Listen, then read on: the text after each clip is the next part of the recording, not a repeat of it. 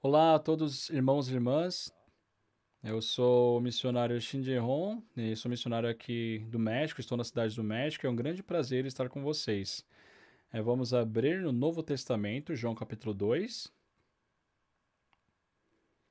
João capítulo 2, no Novo Testamento, a partir do versículo 1 até o versículo 11 eu vou ler.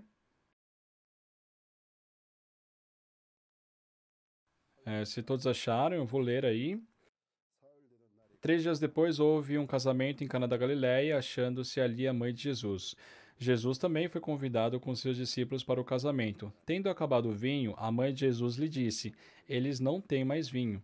Mas Jesus lhe disse: Mulher, que tenho eu contigo? Ainda não é chegada a minha hora. Então ela falou aos serventes: Fazei tudo o que ele vos disser. Estavam ali 6 talhas de pedra que os judeus usavam para as purificações e cada uma levava 2 ou 3 metretas. Jesus lhes disse: Enchei de águas as talhas, e eles as encheram totalmente. Então lhes determinou: Tirai agora e levai ao mestre-sala. Eles o fizeram. Tendo o mestre-sala provado a água transformada em vinho, não sabendo de onde viera, se bem que o sabiam os serventes que haviam tirado a água, chamou o noivo e lhe disse: Todos costumam pôr primeiro o bom vinho, e quando já beberam fartamente, serve o inferior. Tu, porém, guardaste o bom vinho até agora. Com este deu Jesus princípio a seus sinais em Cana da Galileia. Manifestou a sua glória e os seus discípulos creram nele. Até o versículo 11 eu li.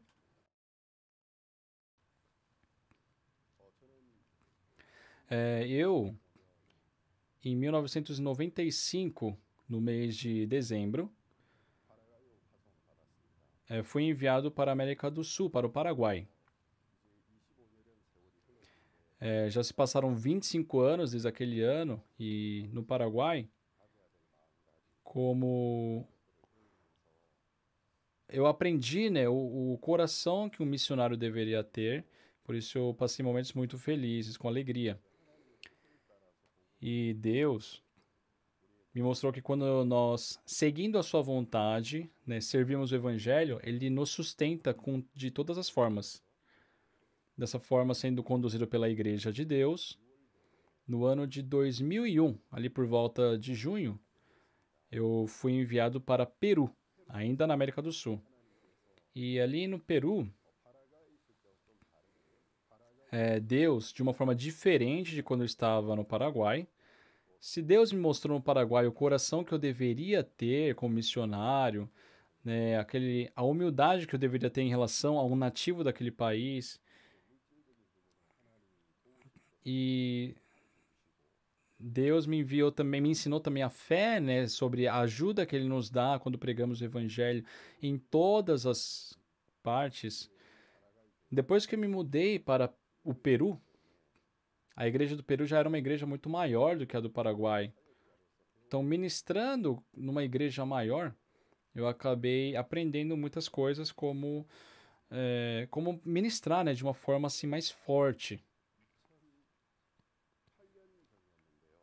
E assim, em meados de 2008, se eu não me engano, em 2007, eu acho que em Monterrey, nos Estados Unidos, foi o primeiro país onde teve o acampamento mundial, né, da IOIF.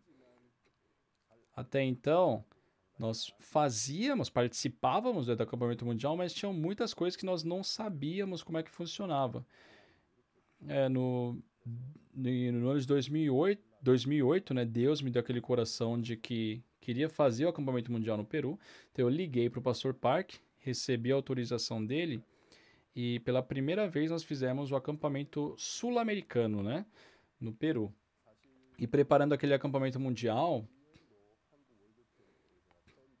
pra falar a verdade, eu participei do primeiro acampamento mundial em 2002 na Coreia e após isso também participei algumas outras vezes, mas desde então eu sempre pensava no meu coração como, né, esse evento acontecia, como isso era feito. Eu acho que eu nunca pude, sabe, enxergar claramente, né?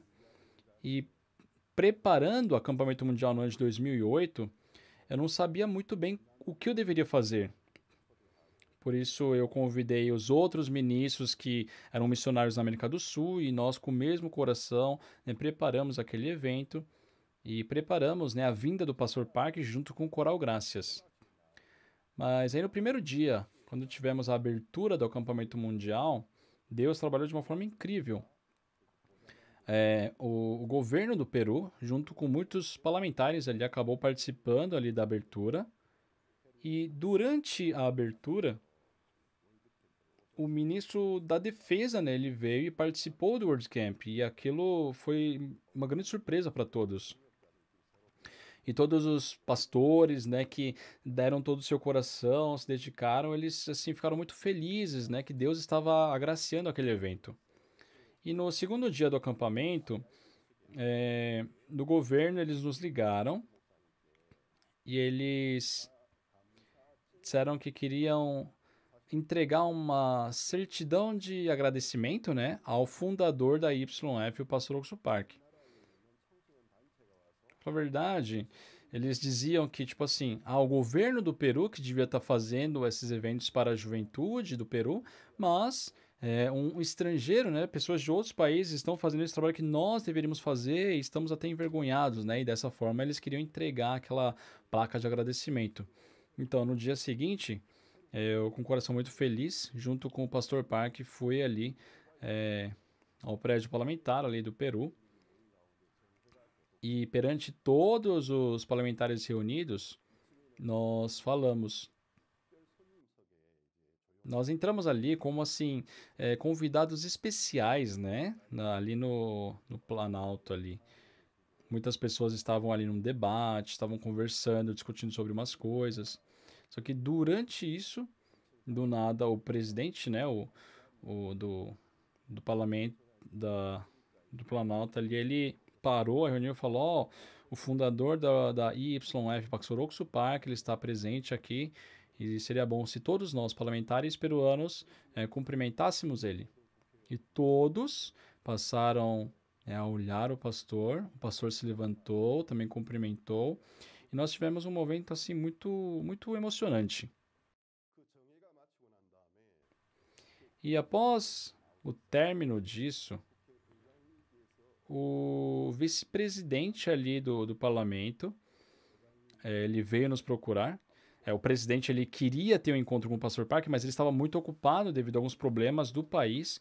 Por isso o vice-presidente ele veio e cumprimentando o pastor, ele falou que nossa, o trabalho que nós deveríamos estar fazendo, o Senhor está fazendo por nós. Então nós estamos gratos, porém ao mesmo tempo envergonhados. Pastor, muito obrigado por esse trabalho. E assim, né, tivemos essa conversa. E eu lembro que o pastor Park, ele disse assim: nós queremos continuar a fazer esse trabalho. E nós estamos, sabe, depositando muito dinheiro, estamos dedicando muito tempo, muito esforço para fazer esses trabalhos. E se aqui de vocês, aqui do Parlamento do Peru, vocês pudessem reunir cerca de 5 mil jovens e arcar com o transporte deles, a nossa organização irá se responsabilizar por toda a programação do evento e poderemos conduzir os jovens peruanos por um caminho correto. Nós iremos promover um ótimo acompanhamento, né? O pastor Park disse isso. E eu estava traduzindo o pastor Park quando ele disse isso, e enquanto eu estava traduzindo, eu comecei a ficar tenso, porque 5 mil jovens só não é um número pequeno. No ano de 2008, no primeiro acampamento mundial de Peru, eu fiquei muito feliz, muito grato, porque tiveram cerca de 800 participantes. Só que o pastor Park já estava prevendo um evento para 5 mil pessoas, então eu fiquei com muito receio. Só que o vice-presidente ali do parlamento, ele falou assim: 5 mil não é difícil, não. Quando nós fazemos um evento aqui entre nós, 5 mil, 10 mil, 20 mil, a gente se reúne com facilidade. Ele falou isso. E no meu coração, sabe, traduzindo o pastor, eu comecei a ter um certo receio de traduzir. Nossa, se eu traduzir isso do jeito que ele falou pro pastor, o pastor Park vai falar pra gente fazer um acampamento mundial no ano que vem extraordinário. Mas por ser intérprete, eu tenho que traduzir o que escutei, né? E quando eu falei aquilo que aquele parlamentar disse, o pastor ficou muito feliz, ele ficou muito comovido. Ele falou, então, sabe, vamos fazer um acampamento ano que vem, junto com o governo do Peru, reunir 5.000 jovens e fazer um acampamento mundial. E depois disso, terminamos aquela reunião. E no caminho de volta, dentro do carro, o pastor estava muito feliz, ficou feliz durante todo o acampamento.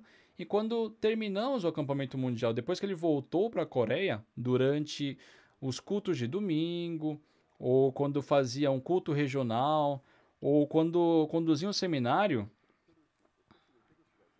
eu sempre acompanhava pela internet, né, escutava a pregação, as notícias, e o pastor ele sempre falava, ó, ano que vem no Peru 5.000 jovens irão se reunir e nós iremos ter um evento muito grande junto com o governo peruano. Né? E o pastor Park ele falava aquilo com muita felicidade, né, compartilhava com os irmãos, e escutando toda aquela notícia, eu comecei a ficar muito tenso. Quando eu penso hoje, é um testemunho que me dá uma vergonha, mas realmente era o meu coração naquela época. Deus, ele, no meio de nós, quando nós cremos nele, ele pode fazer qualquer coisa. Eu acreditava, eu pensava que estava acreditando nisso, que eu tinha essa fé. Mas, quando saiu aquele número que estava além dos meus pensamentos, o meu coração gelou, meu coração travou. E num canto do meu coração, por mais que eu não tivesse vivido muito tempo ali na América do Sul, eu já estava desde 1996, né? E já estávamos, aquele ano era 2008, então mais ou menos 12, 13 anos já estava vivendo aqui na América do Sul. E já também visitei vários países. E é lógico que é um exagero falar que eu conhecia tudo, mas eu já sabia da personalidade dos sul-americanos, do nível da vida das pessoas sul-americanas. Conversando com os irmãos, eu acreditava saber assim do básico. A maioria dos governos aqui sul-americanos, eles se baseiam, por exemplo, na produção assim agrícola, né? Ainda estão assim com condições difíceis de vida, né? Muitos países. E no caso do Peru também, tem uma frase muito famosa, uma frase que sempre utilizam lá no Peru, que uma pessoa, né, ele falou sobre o seu próprio país, né, o Peru. Ele falava assim, o Peru parece um mendigo sentado em cima de ouro. Então, como aquele tal disse, o Peru parece um mendigo sentado em cima de ouro, né? E parecia certo. É lógico que eu não posso generalizar, mas a maioria dos países sul-americanos, eles têm tem muita produção de gás natural, também tem petróleo, recursos naturais inúmeros, não tem problemas assim com catástrofes naturais. E tem muitas condições positivas, mas também existe muita coisa errada, né? Então, mesmo sendo um espaço territorial onde é difícil você viver de uma forma pobre, se você anda de ônibus, você percebe que as condições do país não são tão boas como poderiam ser. Tem muitos terrenos vazios que não são aproveitados. Então, mesmo tendo esses recursos naturais abundantes aqui na América do Sul, a maioria dos países sul-americanos não conseguem sair ali daquele, assim, daquela situação agrícola ainda, né? Então, tem muitos mal costumes, né? O governo também tem muitos problemas.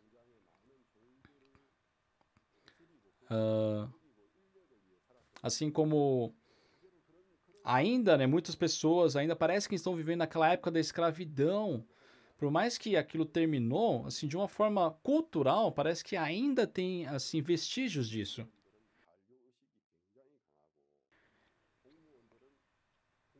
Então, existem os parlamentares, né, os políticos que, em vez de pensarem em servir o povo, se colocam como líder do povo, né? E essa é a realidade ainda da política assim, sul-americana.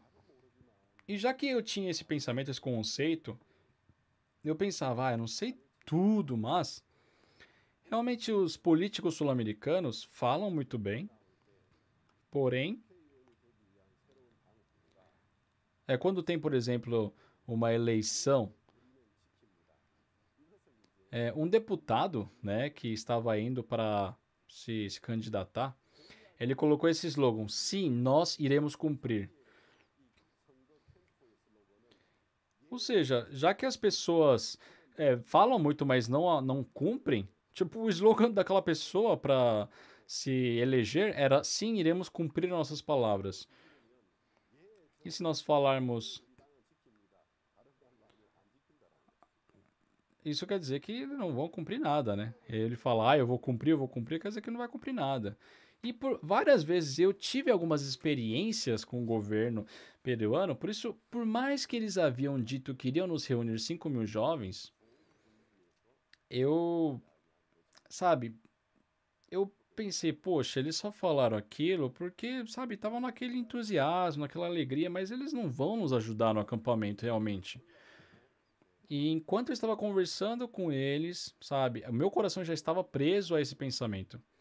Eu acho que vocês ficam muito agoniados, né, ao escutar isso. Mas esse era o meu coração naquela época. Mesmo o Senhor tendo dito que é conforme a nossa fé, ali no. Realmente o governo peruano não nos ajudou. Mas o pastor Park, ele continuamente na Coreia anunciava um acampamento para 5.000 pessoas. Então, eu fiquei preso a isso de que eu deveria reunir essas 5.000 pessoas. Era um coração muito insensato, né? Mas naquela época foi assim. Então, para preparar um acampamento para 5.000 pessoas, no mínimo 6 meses antes do evento, eu deveria começar com o, a divulgação para poder alcançar esse número de 5.000. E esses 5.000 não é assim participar uma vez, né? A gente pensa daqueles 5.000 como participantes do evento de uma forma integral, do começo ao fim. Então, faltando 6 meses para o acampamento mundial, nós tínhamos um ônibus que havíamos recebido, né, da Coreia. Era um ônibus que o pastor Park havia nos enviado quando ele estava em Daejeon, na igreja Hanbat. Então,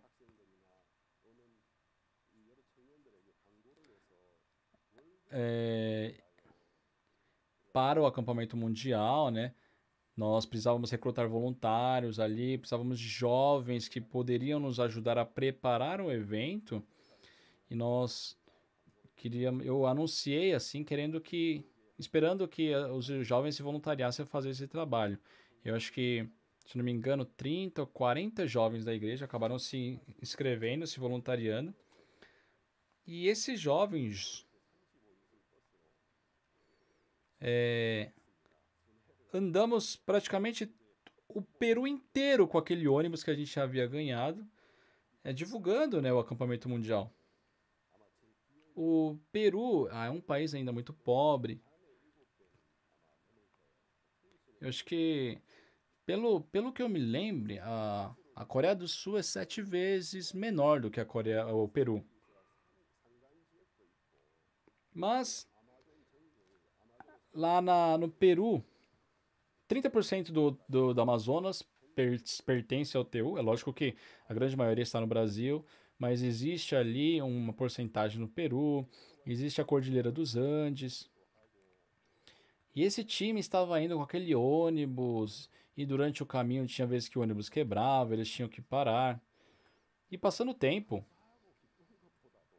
mais do que ter gratidão e alegria ao fazer aquele trabalho, sabe, a exaustão começou a tomar conta do nosso coração e eu ficava pensando que era algo muito difícil.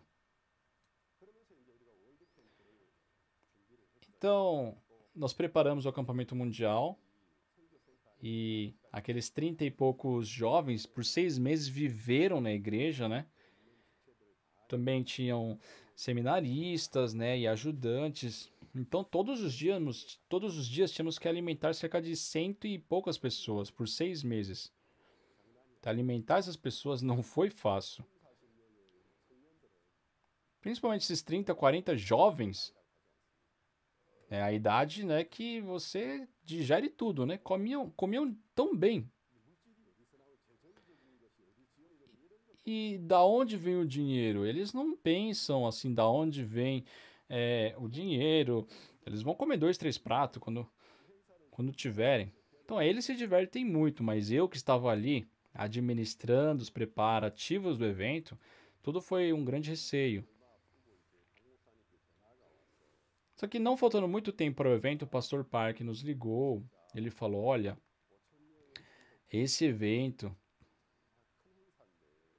é um grande evento, é para 5.000 pessoas. Então, não façam a abertura no espaço do evento. Vai num lugar onde todas as pessoas de Peru possam ver. Ali na cidade de Lima, no Peru, um local aberto onde as pessoas possam vir, ver apresentações e também escutar a palavra. O pastor Park falou que seria bom fazer isso.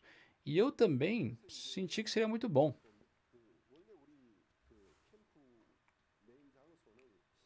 E o nosso evento de local estava mais ou menos 1 hora, né, do centro onde nós estávamos. E nós conseguimos um local no centro da cidade para a abertura. Um local chamado Paraquedas Exposition, que era um único, né? Era tipo um único lugar aberto que era preparado para 5.000 pessoas, né? Então nós fizemos a abertura do acampamento ali. Naquele dia, né? O ministro da Defesa veio e o pastor, né, um deputado da Coreia também acompanhou o pessoal da Coreia. Ele acompanhou o trabalho da YF. Então participaram muitos parlamentares e cerca de 3.500 pessoas estavam ali naquele dia. E eu vendo ali que realmente tinham mais ou menos 1.500 participantes no evento.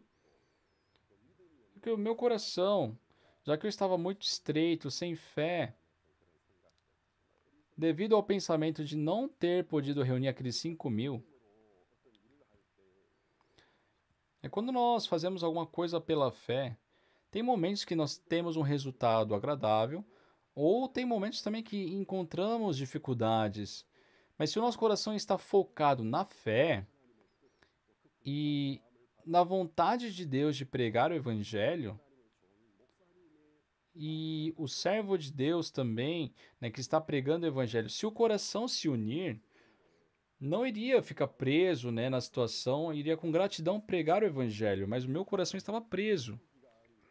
Durante o acampamento, no meu coração eu fiquei muito exausto, muito cansado, mas o pastor viu exatamente o estado do meu coração, viu os pontos problemáticos da minha vida espiritual. E de coração ele me fez uma comunhão sobre a vida espiritual. Ele falou: Pastor Shim, como você ama a si mesmo e ama o Evangelho também. Isso não pode acontecer. Sabe, um servo não pode servir a 2 senhores. Você ama o Evangelho, mas também ama a si mesmo. Isso não pode.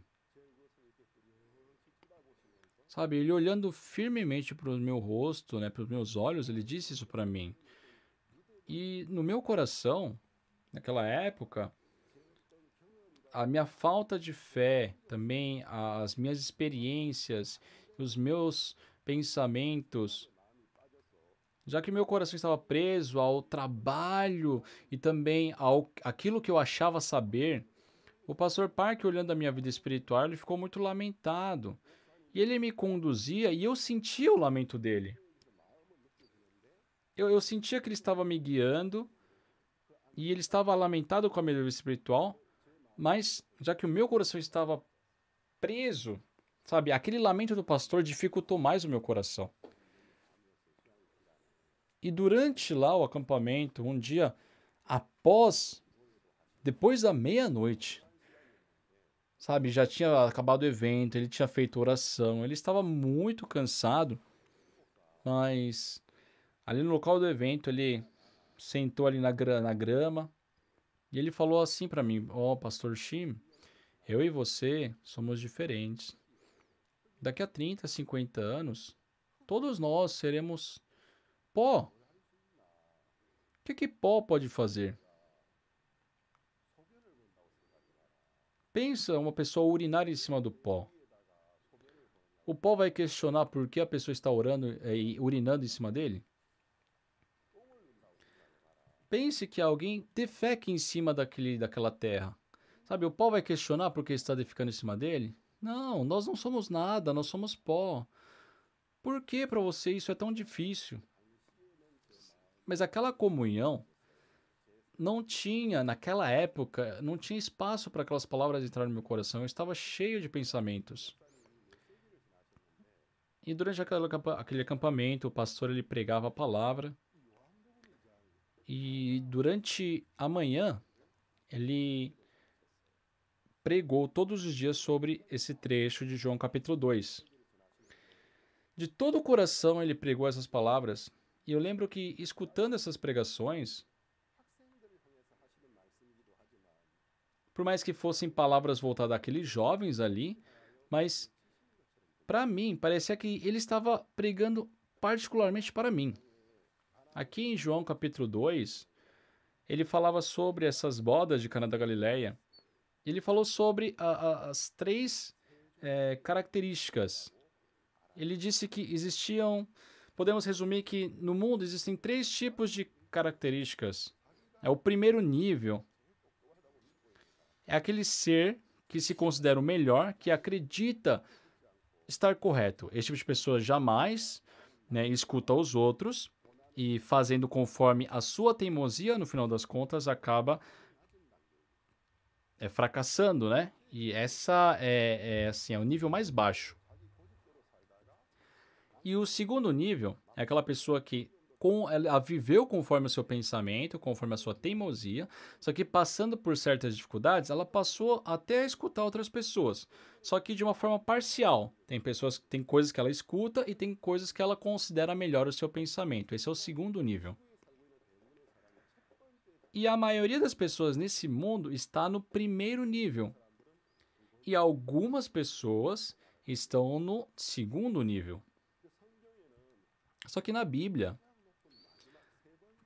o terceiro nível, o nível mais alto de uma pessoa, é aquela pessoa que sabe da sua necessidade, da sua fraqueza, que percebeu isso profundamente. O quão ela é fraca, o quão ela é necessitada, quão inútil, quão baixo ele é. E ele encontra pessoas muito maiores, que têm sabedoria e sabe escutar. Essas pessoas, ele busca saber a sabedoria, né, a experiência daquela pessoa que já passou por outras coisas. Então, por mais que ele por si não tenha vivenciado muitas coisas, já que ele sabe da sua dificuldade, ele escuta essa outra pessoa e consegue desfrutar de grande felicidade na sua vida. Então, uma característica de nível alto tem essa condição, né? E esse tema foi, assim, os pontos principais da pregação do pastor Park durante aqueles dias. E eu escutando aquelas palavras, eu comecei a pensar, poxa, e eu? Que tipo de pessoa eu sou? Eu, aos meus olhos, naquela época eu me sentia no segundo nível. Por quê? Eu sabia da minha fraqueza, da minha necessidade, eu sabia que eu buscava a Deus, também eu queria escutar a voz de Deus e queria receber, né, pela fé a palavra de Deus, pregada pelas palavras, pelo servo de Deus. Porém, por um lado do meu coração, ainda eu tinha a questão de confiar na minha experiência, do meu pensamento. Então, eu me enquadrava ali no segundo nível, né? Eu me enquadrei ali. Naquela época, aquelas palavras, sabe, cutucaram muito meu coração, mas passar do segundo para o terceiro nível, para mim, era algo muito distante. Então, após o acampamento acabar, o pastor, ele falou: "Ó, realmente missionário, você se empenhou muito, já faz tempo que está missionando, né? Mas seria bom você voltar para a Coreia, ficar lá escutando as nossas pregações, sabe? Compartilhar com oração com os outros pastores, também ser treinado. Não dá para desprezar, né, aquele ambiente em si. Quando a gente se enturma naquele ambiente, a gente pode renovar nosso coração. E assim, no início de 2009, logo após, né, o acampamento mundial do Peru, eu acabei indo para a Coreia para receber treinamento e ficando por 3 meses ali, mais ou menos. Escutei o testemunho e a preciosa palavra de tantos servos de Deus, né, que estavam ali ao nosso redor. Principalmente, eu estive frente a frente assim com o pastor Park. Quando ele saía para as igrejas regionais, né, ele me levava no seu carro, ele fazia comunhão comigo, ou no seu escritório, ele conversava comigo. Então, durante aqueles 3 meses mais ou menos que eu fiquei com ele, né, o pastor Park ele disse isso para mim. Olha, quando as pessoas estão presas em si mesmas, algo muito difícil, ela por si só se liberta. Naquela época, o meu coração, sabe, pessoal, vocês acham que eu fiquei só me divertindo sendo missionário? Não, eu também me dediquei, eu me esforcei para pregar o evangelho, sabe? Eu também, ao meu ver, já experimentei muito o trabalho de Deus. Então, assim, dentro do meu ver, o meu coração estava muito preso nisso. Então, eu não conseguia ser atento ao que me diziam. Só que naquele dia, lá no escritório dele, o pastor Park, né, estava ali junto com outros missionários também, né? E para nós, o pastor Park ele disse: sim, vocês podem não ter cometido nenhum erro grave, tipo, vocês não mataram ninguém, ou vocês não adulteraram. Sim, vocês não cometeram essas coisas, porém, vocês abandonarem a fé, isso é pecado. Ele falou isso. Aquelas palavras naquele momento, tá, vocês, aos olhos humanos, não cometeram nada demais. Vocês podem não ter feito nada demais. Porém, o importante é que vocês deram as costas para Deus, abandonaram a fé. Isso é pecado. E quando eu escutei isso, sabe, tocou muito forte meu coração. Dentro de mim, sabe, houve um choque, uma colisão. Como um pregador do evangelho, sim, eu estive perante muitas pessoas pregando. Com certeza, após ter escutado o evangelho, percebi que por nós mesmos não poderíamos receber a salvação, criei no evangelho de Jesus Cristo e por saber disso, eu prego o evangelho, eu pregava para as outras pessoas. Então, sabíamos muito bem sobre o pecado, sobre a lei, sobre o arrependimento, sobre as igrejas. Então, eu pregava o evangelho por temas, principalmente quando nós pregamos sobre o pecado, por exemplo. Nós falamos sobre realmente o que é o pecado no ponto de vista bíblico. Não é uma iniquidade. Se nós vemos a origem do pecado, a essência do pecado é deixar de crer em Deus, né? Partir de Deus, Por ter deixado a fé em Deus, deu as costas para Deus e se separou de Deus. Sendo separado de Deus, foi guiado pela maldade e nós passamos a viver uma vida dissoluta. Nós pregamos o evangelho explicando isso. Quando eu também pregando o evangelho, eu sempre, explicava muito bem sobre isso. Só que naquele dia, escutando a pregação do pastor, aquela comunhão, eu vi que a minha vida espiritual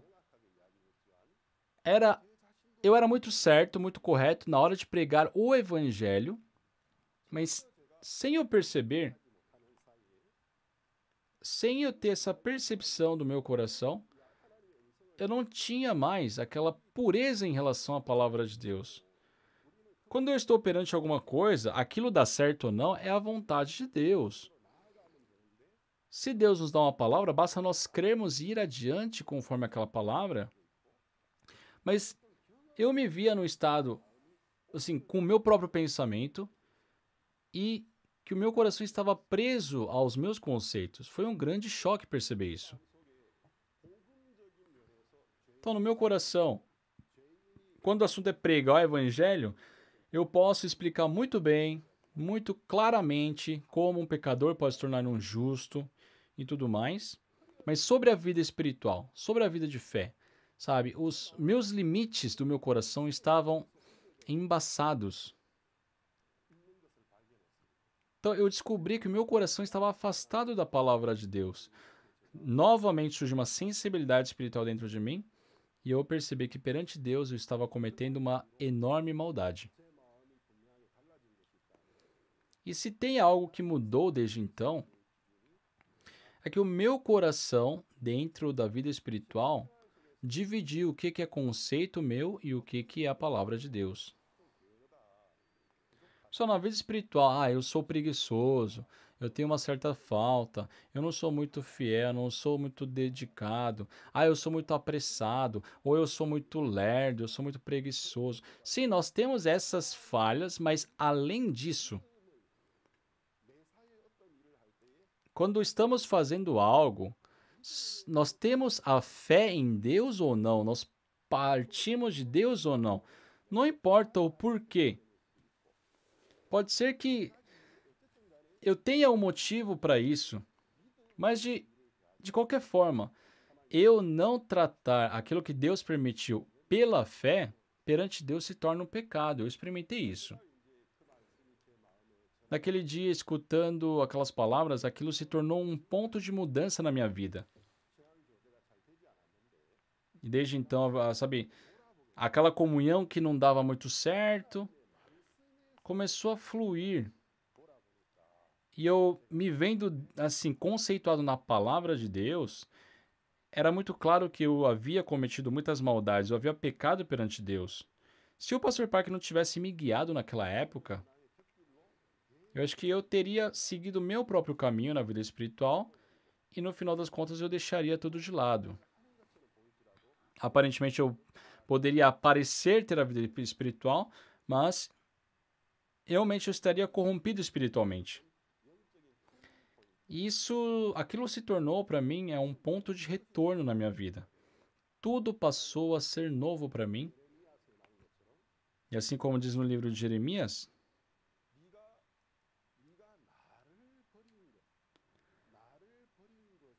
tu me deixastes, tu perdeste o temor a mim.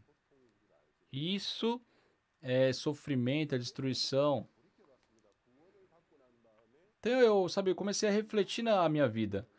Depois que eu recebi a salvação, tiveram muitos momentos gratificantes, gloriosos, de louvores, mas tiveram muitos momentos também de sofrimento. E quando eu falo de sofrimento, não é a questão da situação em si, mas quando eu deixei o Senhor, quando eu não temi a Deus. Sabe, a Bíblia fala, tu saberás que isso é sofrimento. Na minha vida, se eu tivesse alguma dificuldade, não é assim os acontecimentos, né, desse caminho de nós servirmos a Deus, porque esse caminho é uma bênção. Pode ter tribulações, mas é algo momentâneo.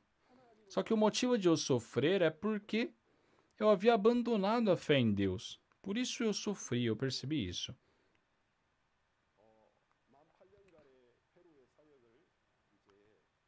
E depois de 8 anos completos ali no Peru, né, eu fui enviado agora para um lugar maior, né, que é o México.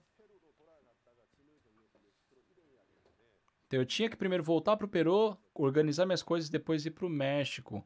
E eu visitei o pastor no seu escritório para cumprimentar ele antes de ir embora, né? Eu dei um testemunho para o pastor e depois que ele me escutou, ele fechou os olhos e me disse: tem que pensar profundamente na cruz. Tem que pensar profundamente na cruz. E depois disso eu fui para o México.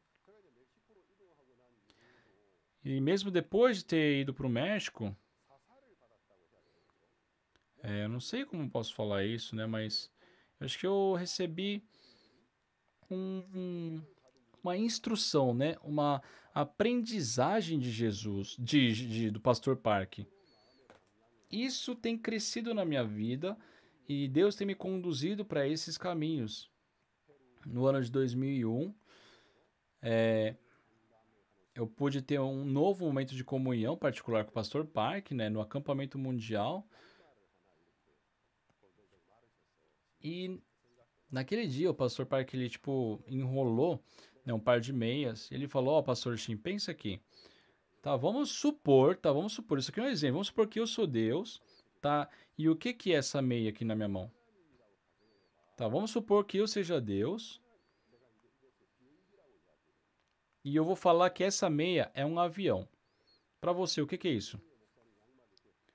E ele, sabe, como uma bola bem leve, ele ficava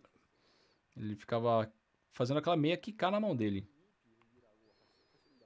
Calma aí, se Deus está falando que aquilo é um avião, é certo dizer que é um avião. Aí eu respondi: "Pastor, é um avião." "O que que você está falando?" Ele disse. "Isso aqui é uma meia." "Como isso aqui é um avião?" "Pastor, mas o senhor dando um exemplo, o senhor falou: vamos supor que eu seja Deus. E vamos supor que eu diga que isso é um avião." E o senhor perguntou: então, então isso é um avião. E o pastor, olhando fundo nos meus olhos, ele bateu uma palma. Ele falou: "É isso."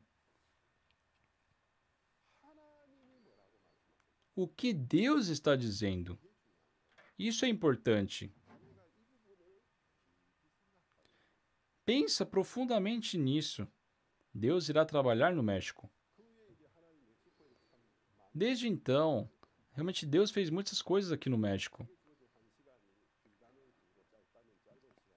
Essa 1 hora que me deram, pode ser curto ou longo, mas não tem como eu testemunhar tudo que Deus fez aqui no México. Mas se eu, assim, pudesse escolher um para testemunhar, seria isso.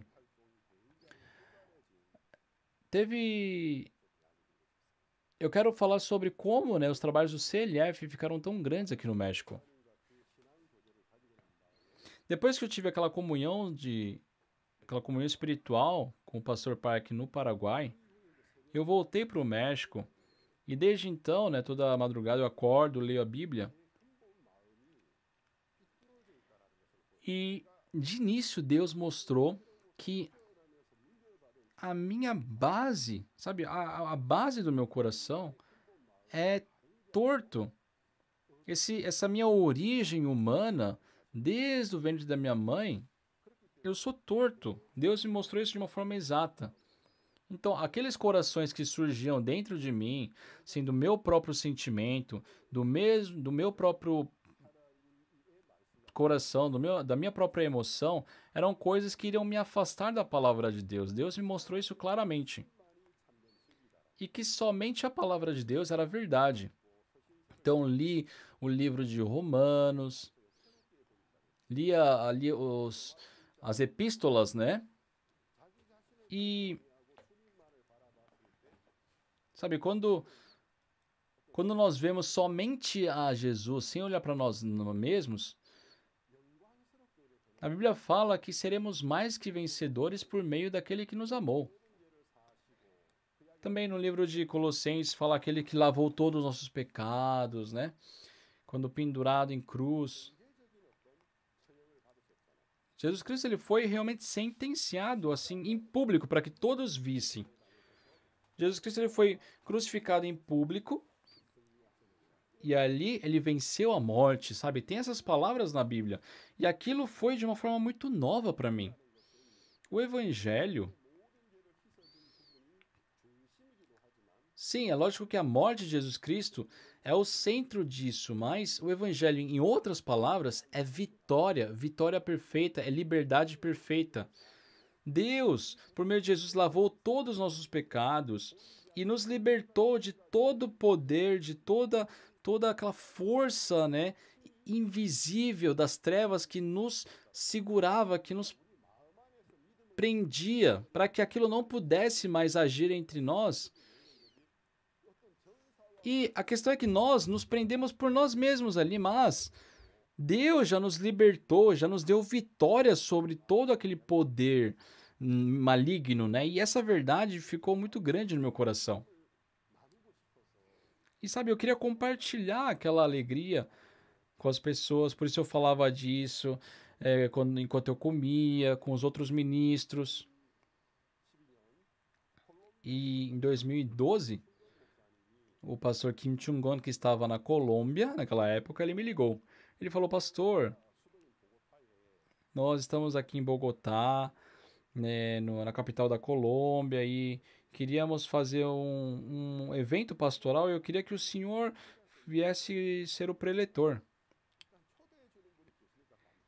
E eu fiquei grato porque alguém me convidou, mas eu não sabia nem do que se tratava do evento ou da proporção desse evento. Eu falei, muito obrigado por me convidar, né? E o que estava acontecendo naquela época? Deus estava fazendo um trabalho na Colômbia. Nas igrejas regionais da Colômbia, quando nós fazíamos uma conferência,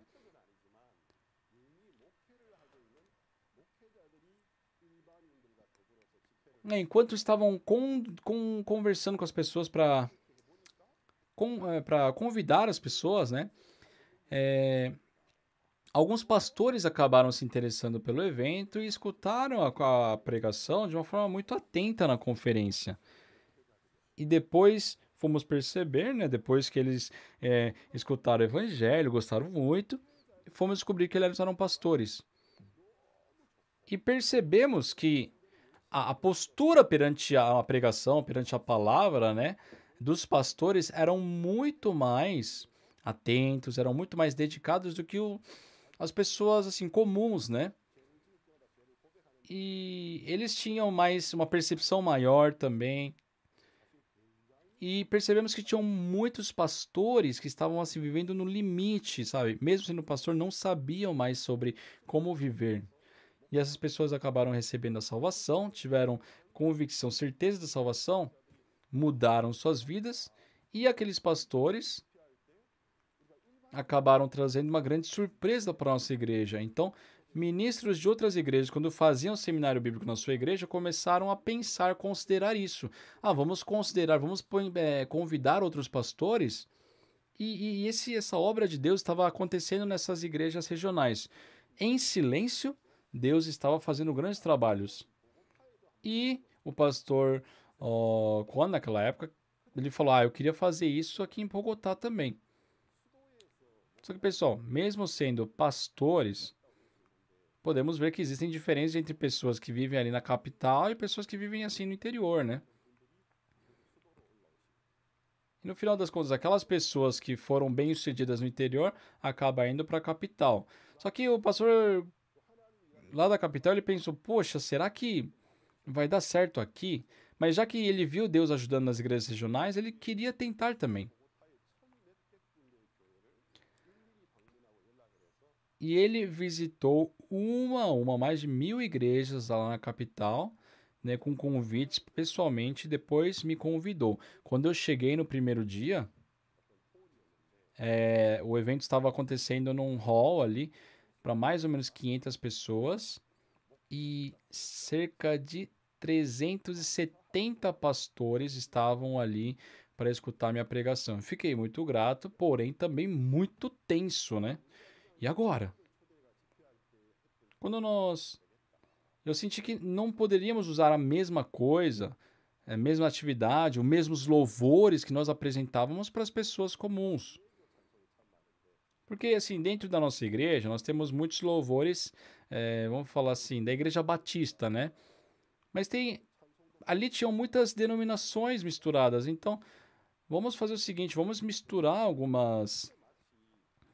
alguns louvores de denominações diferentes. Vamos cantar uns 3 aqui da Batista e depois vamos colocar algumas apresentações musicais. E uma irmã que havia recebido a salvação, escutado o evangelho, que era ex-cantora assim gospel, veio participar. Aí pedimos para aquela irmã, falei, irmã, seria bom você pudesse louvar por uns 20 minutos. E também depois da pregação a gente tem um momento de comunhão, né? E já que todos os participantes ali eram pastores, é difícil até você perguntar, quem quer fazer comunhão?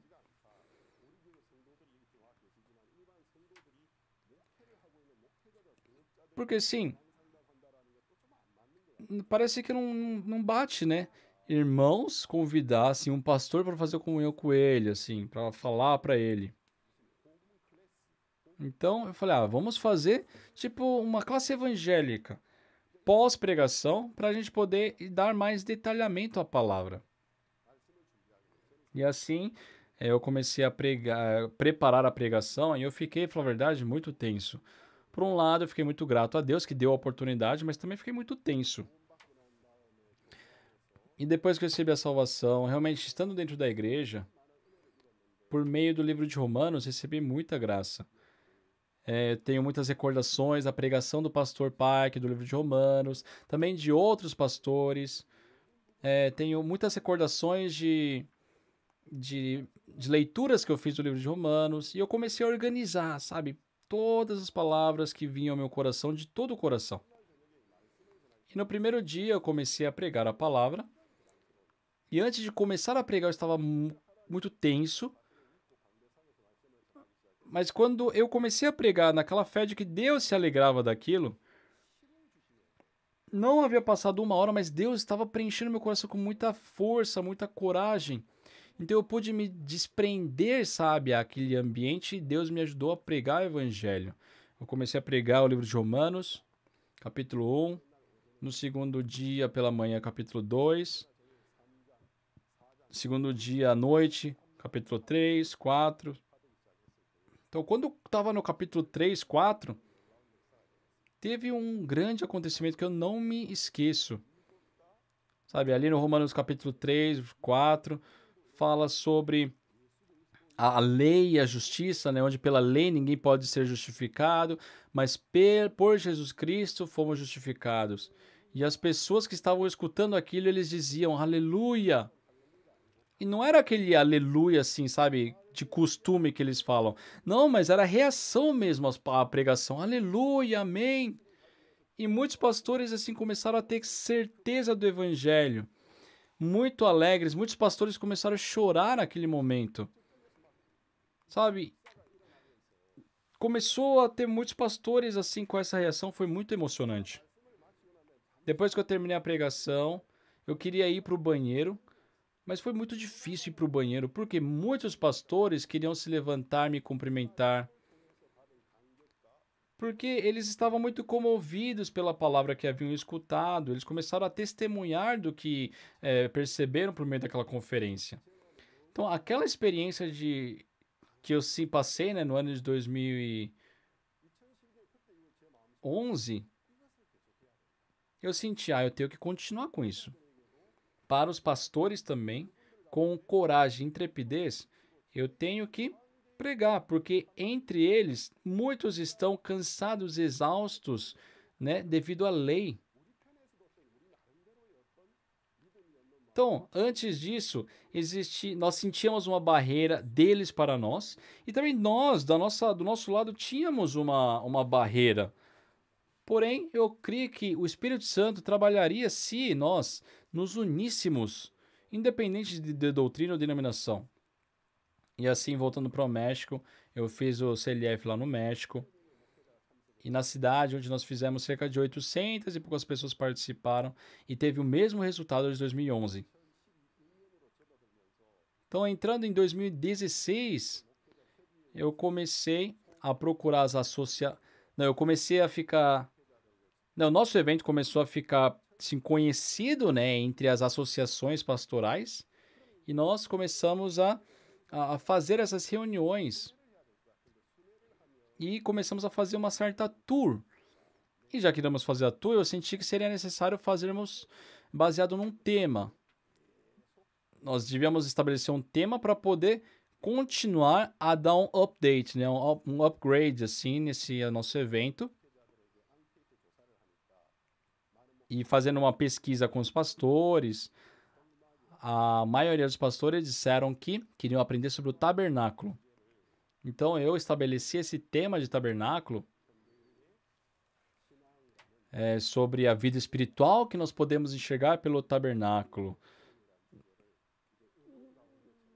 Também comecei a falar eu coloquei temas como a evolução do ministério, né? Pelo tabernáculo.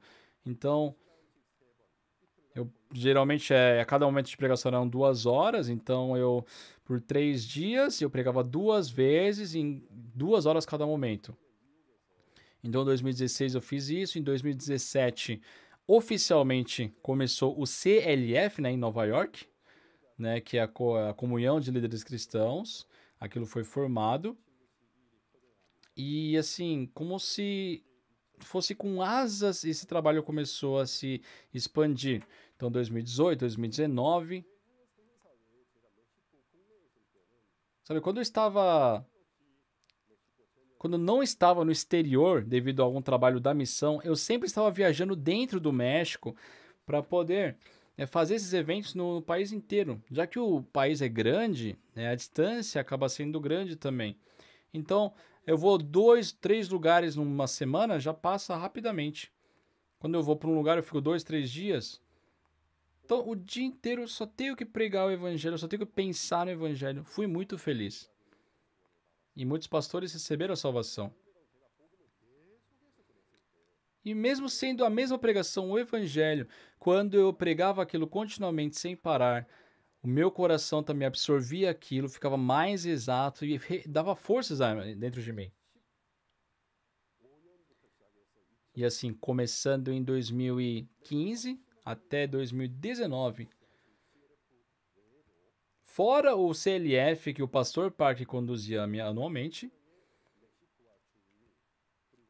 sabe, cerca de 8.000 pastores no México. E depois acrescentado pastores da Espanha e da Europa. Eu fazia o CLF por 2 dias, né? Assim, mais ou menos 12 horas de programa. Muitas pessoas, muitos pastores receberam a salvação. Esses pastores renovaram seus corações, ficaram claros com o evangelho. Ah, isso é verdade. Isso é bíblico.